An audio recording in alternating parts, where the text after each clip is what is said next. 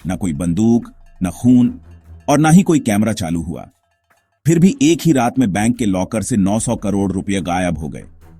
और सुराग मिला सिर्फ एक सुरंग का और दीवार पर लिखा एक मैसेज, बिना हिंसा, बिना नफरत, बस एक चोरी।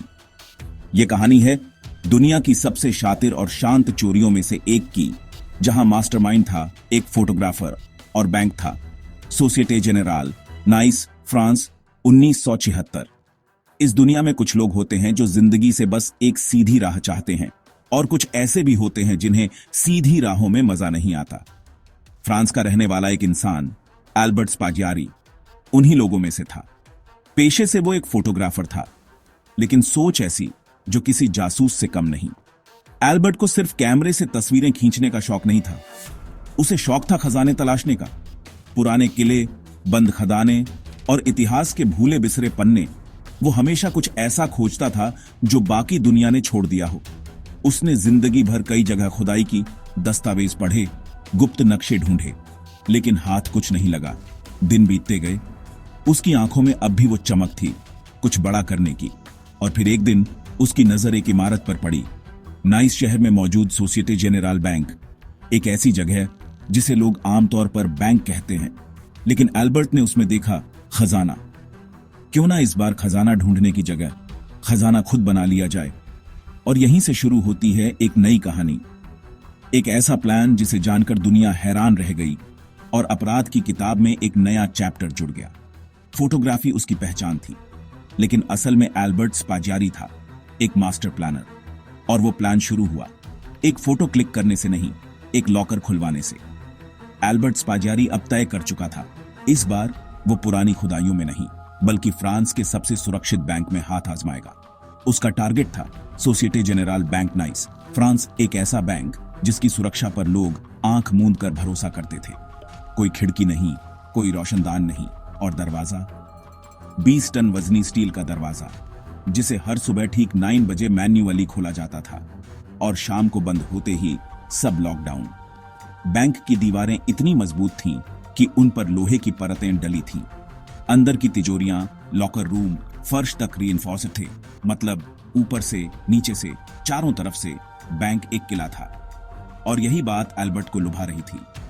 वो बार बार उस बैंक में एक साधारण ग्राहक बनकर जाता, तस्वीरें खींचता, लॉकर खुलवाता और धीरे धीरे बैंक की रचना और दिनचर्या को समझने लगा। हर बार वो कोई नई चीज नोट करता, कौन गार्ड कब आता है, कौन अधिकारी कितनी देर रुकता है, कौन सा दरवाजा कब खुलता है। और फिर एक दिन उसे महसूस हुआ, अगर ऊपर से नहीं जा सकते तो नीचे से क्यों नहीं। और वहीं से शुरू हुई उस सुरंग की कहानी जिसने फ्रांस की सबसे सुरक्षित बैंक को भी झुका दिया। उसने बैंक की बाहरी सुरक्षा तो देख ली थी, अब वक्त था अंदर घुसने का रास्ता खोजने का। लेकिन सवाल था, जब कोई रास्ता ही नहीं तो जाया कैसे जाए। तभी एल्बर्ट ने दिमाग के नक्शे में एक और रास्ता तलाशा, नीचे से।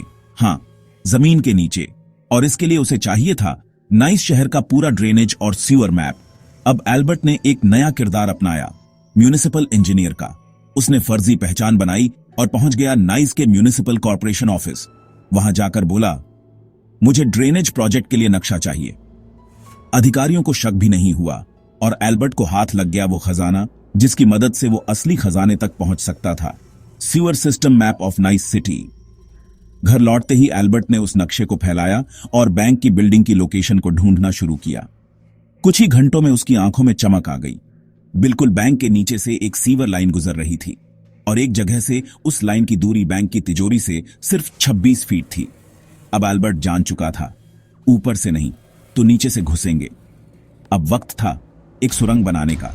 लेकिन क्या अकेले बना सकता था? नहीं, अब उसे चाहिए था एक टीम। और वो टीम उसे मिली कुछ ऐसे लोगों में जो चोरी और खुदाई दोनों में माहिर थे। उसने उन्हें अपना प्लान बताया और सब मान गए, क्योंकि इस बार चोरी पैसों की नहीं, नाम की भी थी। अब उन्होंने ठानी, रात के अंधेरे में सुरंग बनेगी और दिन के उजाले में शहर कुछ नहीं जान पाएगा। एल्बर्ट स्पाजियारी का नक्शा अब तैयार था।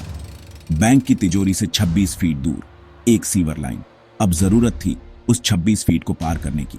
और यहीं से शुरू होती है वो खुदाई जो आज भी क्राइम वर्ल्ड की सबसे मशहूर सुरंगों में गिनी जाती है। एल्बर्ट ने एक छोटी लेकिन तेज टीम बनाई, जिनमें शामिल थे एक मैकेनिक, 2 माइनिंग वर्कर, एक वेल्डिंग एक्सपर्ट और कुछ ऐसे लोग जिनके हाथों में औजार से ज्यादा अंधेरा अच्छा लगता था। उन्होंने काम तय किया, सिर्फ रात में, गहरी नींद और सुनसान गलियों के बीच। सीवर लाइन से खुदाई शुरू हुई, दीवारों को काटा गया और सुरंग धीरे धीरे आगे बढ़ती गई। उन्होंने हर छोटी बात का ख्याल रखा। वेंटिलेशन सिस्टम लगाया गया ताकि टीम दम न घुटे। साइलेंसर फिटेड मशीनें इस्तेमाल की गईं और गैस सिलेंडर के साथ पोर्टेबल वेल्डिंग किट्स लाई गईं। वहां ना कोई शोर था, ना कोई ट्रेस, बस पत्थरों के पीछे एक इतिहास लिखा जा रहा था। सुरंग लंबी होती जा रही थी, पर हर इंच खुदाई के साथ बढ़ रहा था जोखिम। क्या बैंक के नीचे सुरंग खुदाई से सिक्योरिटी सिस्टम एक्टिव होगा? क्या किसी को शक तो नहीं हो जाएगा? लेकिन एल्बर्ट को अपने प्लान पर पूरा भरोसा था। उसने हर स्टेप पर देखा, मापा और गणित की तरह काटा, जैसे वो कोई आर्किटेक्ट हो, न कि अपराधी। और फिर 2 महीने बाद जब सुरंग बिल्कुल बैंक की वॉल्ट के नीचे पहुंच गई, उन्होंने तय किया अब बस सही वक्त का इंतजार है। और सही वक्त था जब बैंक 2 दिन के लिए बंद हो, सैटरडे और संडे। अब चोरी की घड़ी शुरू होने वाली थी। पूरा 2 महीने की मेहनत, 26 फीट लंबी सुरंग, और अब सिर्फ एक ही काम बाकी था, बैंक के अंदर दाखिल होना। तारीख थी 17 जुलाई 1976, शनिवार की रात। अगला दिन रविवार, यानी बैंक लगातार 2 दिन बंद रहने वाला था। यही था एल्बर्ट स्पाजियारी का प्लान। उस रात 6 लोग सुरंग के रास्ते बैंक की तिजोरी के नीचे पहुंचे। जब उन्होंने पहली बार बैंक की नीचे की फ्लोरिंग को तोड़ा और फिर सब रुक गए, सांसें थमी रहीं। कोई अलार्म, कोई सायरन, कुछ नहीं। इसका मतलब था कोई मोशन डिटेक्टर नहीं, कोई सिक्योरिटी अलार्म नहीं। और फिर उन्होंने फर्श को पूरा तोड़ा और वो अंदर थे। वॉल्ट का दरवाजा तोड़ा नहीं गया, उसके पीछे से तिजोरी की अलमारियां खोली गईं। उन्होंने गैस कटर और वेल्डिंग टॉर्च से लॉकर तोड़ना शुरू किया। एक एक करके 400 से ज्यादा लॉकर खोले गए। उसमें मिले करोड़ों रुपए की नकदी, सोने और हीरे की ज्वेलरी, जरूरी दस्तावेज, स्टॉक्स, बॉन्ड्स, और सबसे जरूरी, किसी को पता तक नहीं चला। जब सब कुछ हो गया, उन्होंने खाना खाया, चाय पी और आराम से सुरंग से वापस निकलने लगे। लेकिन जाते जाते एल्बर्ट स्पाजियारी ने दीवार पर एक मैसेज छोड़ा, जिससे ये चोरी इतिहास बन गई। फ्रेंच भाषा में लिखा गया वो मैसेज था, सैंस हेन, सैंस वायलेंस, सैंस आर्म्स, यानी ना नफरत, ना हिंसा, ना हथियार। ये चोरी एक आर्ट थी, एक स्टेटमेंट। कोई खून नहीं बहा, किसी को छुआ तक नहीं। और फिर भी बैंक से 900 करोड़ रुपए निकल गए। और फिर वो चले गए, चुपचाप, अंधेरे सुरंग से उसी रास्ते वापस, जैसे कभी आए ही नहीं थे। पीछे रह गई एक लूटी हुई तिजोरी, एक बंद दरवाजा और एक दीवार पर लिखा हुआ सबसे शांत लेकिन सबसे जोरदार अपराध का घोषणा पत्र। 19 जुलाई 1976, सोमवार की सुबह नाइस शहर के सोसाइटी जनरल बैंक के कर्मचारी रोज की तरह समय पर पहुंचे। घड़ी में ठीक 9 बजे का समय था, बैंक का दरवाजा खोलने का वक्त। लेकिन जैसे ही सिक्योरिटी अधिकारी ने 20 टन वजनी स्टील दरवाजा खोलने की कोशिश की, दरवाजा टस से मस नहीं हुआ। उसने दोबारा कोशिश की और फिर तीसरी बार, लेकिन दरवाजा जैसे भीतर से किसी ने सील कर दिया हो। बैंक के बाकी कर्मचारी परेशान होने लगे। 1 घंटे की कोशिश के बाद भी जब दरवाजा नहीं खुला तो उन्होंने कहा, शायद फिर से वही पुरानी समस्या, क्योंकि इससे पहले भी कभी कभी दरवाजा जाम हो जाया करता था। उन्होंने तुरंत सिक्योरिटी कंपनी को कॉल किया, वही कंपनी जिसने ये दरवाजा और लॉक सिस्टम बनाया था। सिक्योरिटी कंपनी की टीम आई। उन्होंने भी कोशिश की, लेकिन अब तक 2 घंटे बीत चुके थे और दरवाजा अब भी बंद। अब अफरा तफरी मचने लगी थी। कस्टमर बाहर लाइन में खड़े थे, स्टाफ परेशान था। और फिर हुआ एक बड़ा फैसला। जब दरवाजा नहीं खुल रहा तो वेल्डिंग मशीन से एक छेद किया जाए। दीवार के पास एक पॉइंट चुना गया जहां से दरवाजे के पीछे झांकना मुमकिन हो सके। कुछ देर में एक छोटा सा होल बनाया गया और कंपनी के एक अधिकारी ने टॉर्च के साथ अंदर हाथ डाला। लेकिन जो उसने देखा, उसने सिक्योरिटी का पूरा भरोसा तोड़ दिया। अंदर से दरवाजा पूरी तरह वेल्ड किया गया था, यानी किसी ने अंदर से उसे परमानेंटली सील कर दिया था। ऐसा लग रहा था जैसे किसी ने वेल्डिंग मशीन से पूरे लॉकिंग सिस्टम को पिघलाकर बंद कर दिया हो। और अब सवाल था, जब बाहर से कोई अंदर नहीं आया तो अंदर यह सब किसने किया? अब सिर्फ एक ही रास्ता बचा था, दीवार तोड़कर अंदर जाना। और वहां उन्हें जो दिखा वो फ्रांस के इतिहास की सबसे चौंकाने वाली लूट का खुलासा करने वाला था। जब बैंक का भारी भरकम दरवाजा किसी तरह वेल्डिंग काट कर खोला गया और कर्मचारी अंदर घुसे तो सब कुछ खाली था। लॉकर टूटे हुए थे, तिजोरियां खुली पड़ी थीं और दीवारों पर सिर्फ धूल और सन्नाटा था। नकदी, गहने, स्टॉक्स, बॉन्ड्स सब गायब। लेकिन सबसे हैरान करने वाली चीज थी एक गद्दा, एक कैंपिंग स्टोव और खाना खाने के बर्तन। यानी चोर घंटों नहीं, शायद पूरे दिन बैंक में ही रहे थे। और फिर दीवार पर लिखा वो संदेश देखा गया, sans hate, sans violence, sans arms। बिना नफरत, बिना हिंसा, बिना हथियार। ये कोई आम चोरी नहीं थी, ये एक शातिर कलाकार की रचना थी। पुलिस को तुरंत बुलाया गया। नाइस पुलिस की सबसे तेज टीम बैंक में पहुंची। बैंक की दीवारें, छत, हर कोना चेक किया गया। कोई सुराग नहीं, लेकिन फिर एक अफसर को शक हुआ, क्या नीचे कुछ है? उन्होंने फ्लोर को हल्के से खटखटाया और एक जगह खोखली आवाज आई। फिर शुरू हुई खुदाई और सामने आई एक सुरंग। वो सुरंग सीधे बैंक की तिजोरी के नीचे से शुरू हो रही थी और बाहर सीवर लाइन की ओर जा रही थी। पुलिस टीम टॉर्च और हथियार लेकर सुरंग में उतरी। सुरंग में गैस सिलेंडर, वेंटिलेशन पाइप, खुदाई के औजार और वेल्डिंग टूल्स रखे हुए थे। ये सब बता रहे थे ये काम शौकिया नहीं, बल्कि 1 महीनों की ट्रेनिंग और प्लानिंग का नतीजा था। सुरंग उन्हें सीवर लाइन तक ले गई और सीवर का मुंह खुलता था एक सुनसान गली के किनारे, जहां कोई सीसीटीवी नहीं था, कोई चश्मदीद नहीं था। चोर सुरंग से आए, बैंक से खजाना निकाला और सीवर के रास्ते गायब हो गए। कोई फुटप्रिंट नहीं, कोई गवाह नहीं, बस एक लूटा हुआ बैंक और एक सुरंग। अब पुलिस के पास था सिर्फ एक सवाल, इतनी बड़ी चोरी इतने आराम से और बिना किसी सबूत के आखिर इसे अंजाम किसने दिया? नाइस पुलिस अब समझ चुकी थी ये कोई आम बैंक डकैती नहीं थी। ना कोई खून, ना शोर, ना गवाह, फिर भी 900 करोड़ की संपत्ति गायब। सुरंग में मिले औजार, गैस सिलेंडर, वेंटिलेशन सिस्टम, सब कुछ पेशेवर प्लानिंग का सबूत थे। पुलिस ने अंडरवर्ल्ड से लेकर शहर के मिस्त्रियों तक की छानबीन शुरू कर दी। 3 महीने तक कोई ठोस सुराग नहीं मिला। और फिर अक्टूबर 1976 में एक महिला नाइस पुलिस स्टेशन पहुंचती है। वह कहती है, मुझे लगता है मेरे बॉयफ्रेंड का इस बैंक चोरी से कोई लेना देना है। पिछले कुछ हफ्तों में उसकी जिंदगी बदल गई है। अचानक बहुत सारा पैसा और एक अजीब सी घबराहट। पुलिस तुरंत सतर्क हो गई। उस महिला की मदद से पुलिस ने उस आदमी पर नजर रखी और फिर उसे हिरासत में लिया। पूछताछ शुरू हुई। कुछ ही घंटों में सच सामने आने लगा। उस लड़के ने कबूल किया कि वह उस गैंग का हिस्सा था जिसने सोसाइटी जेनरल बैंक लूटा।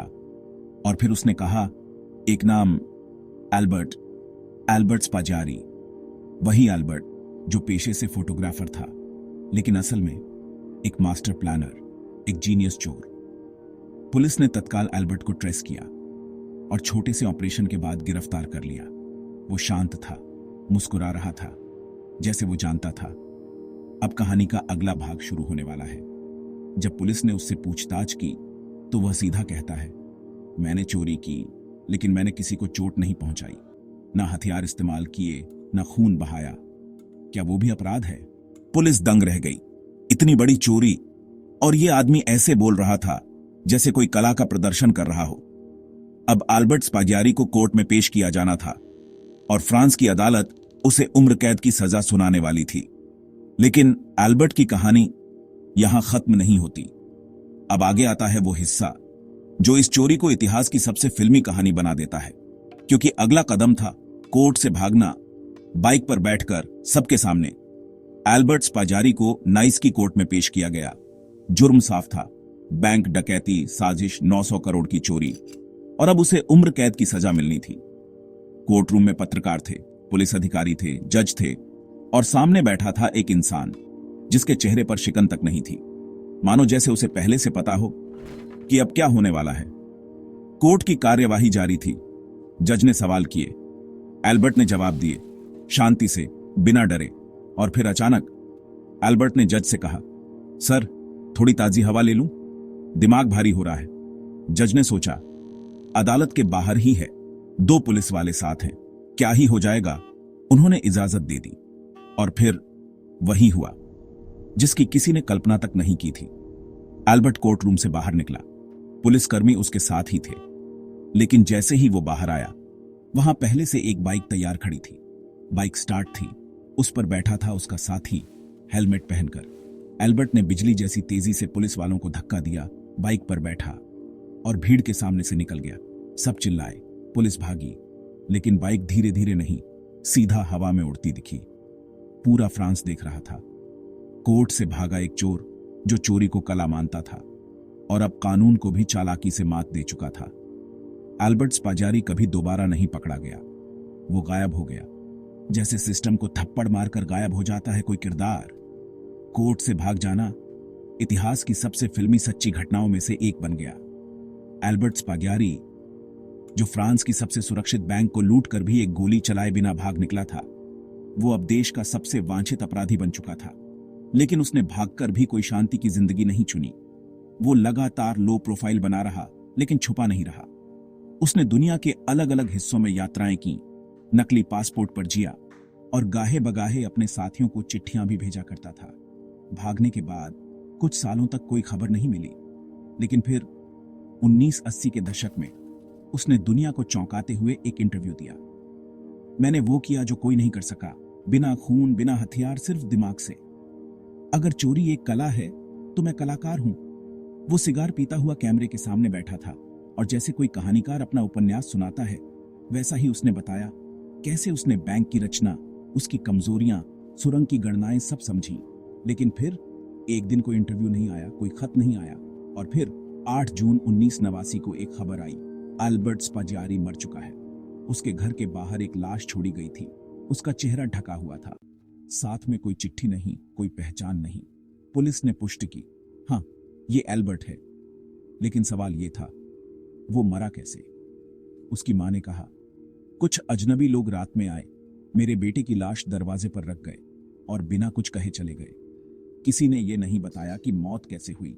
क्या वो बीमार था, या किसी गैंग ने मार दिया, या किसी ने पैसे के लालच में उसका अंत कर दिया?